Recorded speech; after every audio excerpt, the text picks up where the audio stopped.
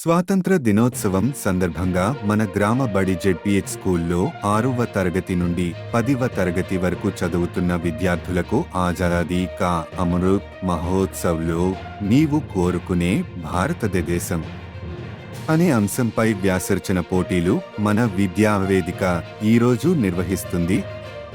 మన గ్రామ బడి ఉపాధ్యాయులు, విద్యా కమిటీ అధ్యక్షులు మరియు విద్యావేదిక సభ్యులు హాజరయ్యారు. మీ సహకారం ఎల్లప్పుడూ మాకు అందిస్తారని ఆశిస్తున్నాను. జై హింద్.